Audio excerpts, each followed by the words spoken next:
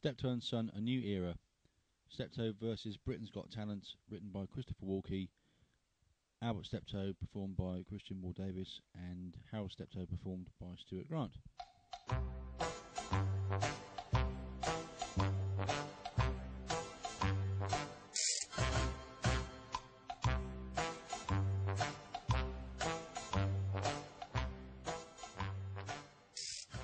It's him again. Who? That fella. Who? You bloke. What are you on about? The one with a big bleeding nose, advertising some new TV show for Saturday evening. Oh, him. Yeah, whatever next. We've had Pop Idol, Chef Idol, and now this Best Bleeding Behaved Pet Idol. Yeah. They'll be having Best Brushed Teeth Idol next. You'll be into it then. Yeah. He's everywhere, that bloke, at the present. Once the British television watching public get a new face like that, he appears everywhere. Talk shows, the radio, front page of newspapers, cereal packets. He'll be on This Is Your Life before you know it. I don't know what you've got against him anyway. He's just as good as the others.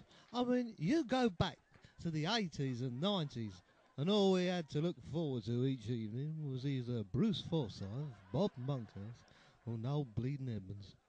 This fella gives the house a bit of atmosphere each evening. Oh, I liked old Noel. He always got people with his gotchas, he did. Could wind people up, he could. Got a lot in common then, haven't you? No, I think this new bloke, he brings a touch of class to evening television. He has the knack for the business lot. Just 'cause you like the birds he chooses to accompany him, all got big bristles. That's got nothing to do with it. And besides, it's not him that chooses things like that. It's the director or the producer's job. He probably don't even get a say on his own wardrobe. Every time he walks out on that TV stage, he knows he's been 30 grand in salary. I'd not be fussy if I were on that kind of money. More money than sense, a lot of them. I mean, Morecambe and Wise never got that kind of money. It goes with inflation, Dad. We can't all go on living in the past, you know. There has to be progress. I mean, you have to let the younger generation shine through. Get rid of all that old clobber clogging up our television and radio shows. Yeah, there's no talent, just money. It's inflation, Dad. Oh, you've no idea. Inflation means, well, it means inflated prices, inflated costs, and inflated salaries. Yeah, and inflated bleeding bristles. You still want to be living in the past, that's your problem. If you want to get on in life, you got to move with the times, I'm telling you. Here, what are they? These are letters, Father. It's what keeps the postman in business. I know they're letters. Who are they to? Mine. Eh? One to Mr. Albert Steptoe. Oh, from the co-op. Bleeding advertising again. Let's have a look.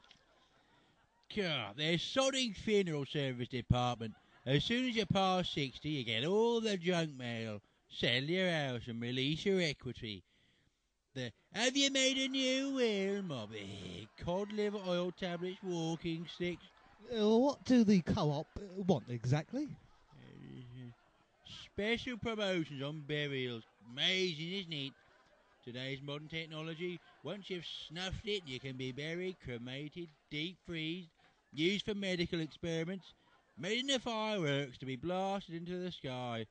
They'll be having you professionally stuffed sooner or later. Oh, that would be a good idea. We could do with having a new hat stand. Yeah, it's not funny, Harold. I mean, your letters are all investments. Body surgery or adventure holidays. Here, I'm staring at death every time I open a letter. It's just marketing, that's all. Nothing to get upset about. I mean, you got a few years left in you, haven't you? And besides, they're not all bad. You got that catalogue through the other day about wigs. You like that one, didn't you? What do I need a bleeding wig for? Well, you're in a good mood, aren't you? Well, RTV can get stuffed. Then if they're going to use him all their bleeding time, I'll chance the BBC. Yeah, you do that. I'm going into the kitchen to check on the quiches for tonight's dinner. Yeah, bleeding puff. I thought as much. It's your lot again. Hey? Your lot making the headlines in the news again. What you on about? Labour Party shame as expenses are exploited. Oh, I see. They're feeling bleeding parasites wasting my bloody money on themselves. Your money? Since when have you given me? And besides, look, David Cameron and his Conservative Party are also being investigated. Yeah, but it's your lot that are in charge, ain't it? They should be setting examples. And your lot are fit to replace them, eh? They're all sleaze in that Labour Party, I'm telling you, mate. Look at them all embarrassed because they've all been caught out. Oh, most unfortunate, Father. Looks like your shadow housing minister has been claiming falsely for his holiday chateau in France for 6 months, totalling 5,650 quid. More of these bleeding idiots thinking they're the next shaking bleeding Stevens and him. Yeah, he's nothing more than a great big hairy puff. Here, Harold, what are you up to? You going out? No, I'm just, you know, what are those for?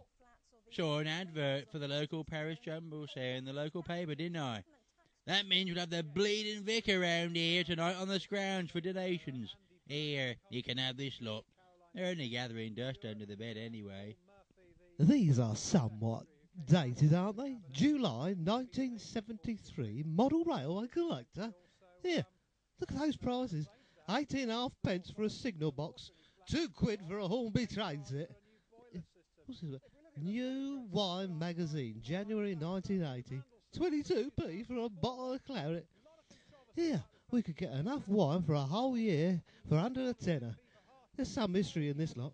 Homes and Gardens, 1975.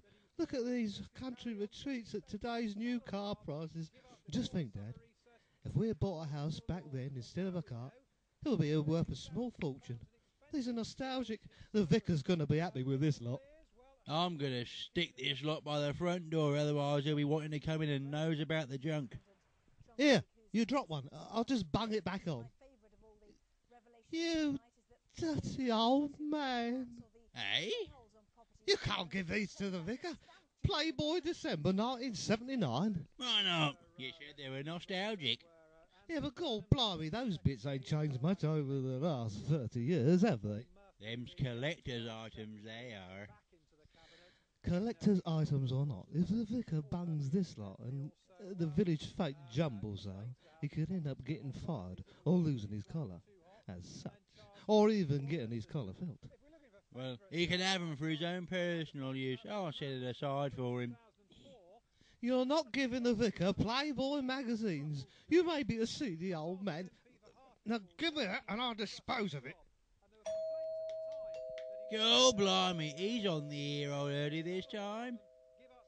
Now, I must get that last tone right. And too many moonlight kisses. Harold! Do you mind? Do you have to shout? You know you can damage one ears from a sudden burst of high-pitched sound. It's the post. What's this all about? What's it got to do with you? Well, it's posted to my address. I've a right to inquire. You used to say that to the last lodger we had, until he told you to shove it. Yeah, but we found out he was receiving transvestite weekly, so we got rid of that lightly, didn't we? I'm not receiving any cross-dressing literature, Father. Please do not feel threatened. Golden Time musical sheets. Do you mind? Not more classical rubbish. If you must know, I ordered a very well-known piece by Nat King Cole entitled When I Fall in Love. You've fallen for one of those slappers at the Skinner's Arms, haven't you?